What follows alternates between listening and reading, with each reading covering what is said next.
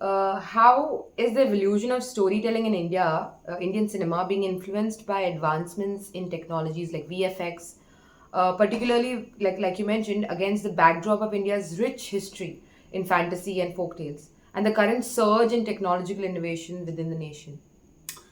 Right. So the evolution of storytelling is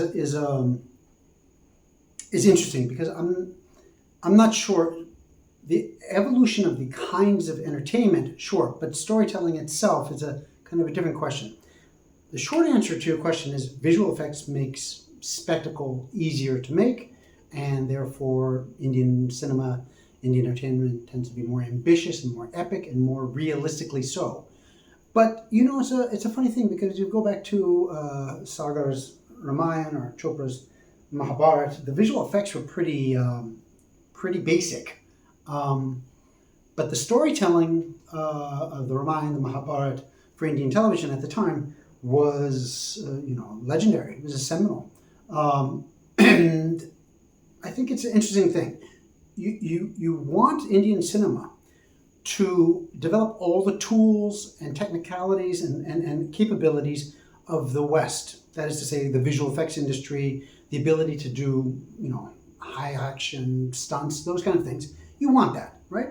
That'll enable Indian filmmakers to do, first class, world class, top notch action kind of spectacle as we've always seen from Hollywood. And that's increasingly happening. Absolutely. Cost of technology reduces. With AI, it'll only increase. But that's not necessarily storytelling,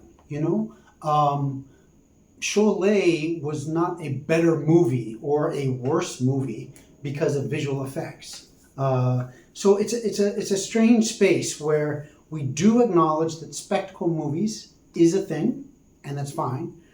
But we don't want to lose the essence of what Indian storytelling is. And the Indian storytelling is different than the West. It has different, has a whole theory of Navrasas. It has a whole sense of what is good acting. It has a good sense of what is a good movie. What is the purpose of movies? So it's a tricky thing. But I think the evolution of storytelling in India is less affected by visual effects and more affected by streaming services like Netflix and Amazon and OTT, because you have 10 to 20-year-old kids watching Western storytelling, and that will affect the way they tell their stories when they move into their 20s and 30s. So if you have a movie, let's say like Tumbad is a good example, or there's actually a Malayalam movie that just came out, Brahma Yugam. These are both horror movies, and I dare say they wouldn't have been made 20 years ago. If they were made 20 years ago, not very well. Now they're technically beautifully well executed spectacles in the sense of like just the visuals and the whole the packaging of the story is first class, but the storytelling is so Indian. It is so the folklore, the kind of sense of just how suspense works. It's just different. And it can even just be a sense of timing. It was always traditionally that Indian movies were 3 hours long, and you hardly ever had 3 hour movies for the West. So you just had different pacing and these kind of things. So the storytelling, I want Indians to stay true to the storytelling because you don't want to lose that. You want French cinema to keep its French essence. You want Japanese cinema not to sell out to the Americans and turn into everything is all Coke and Pepsi culture. We want each culture to kind of keep the essence of what it is, but become more accessible by visual effects and things like that.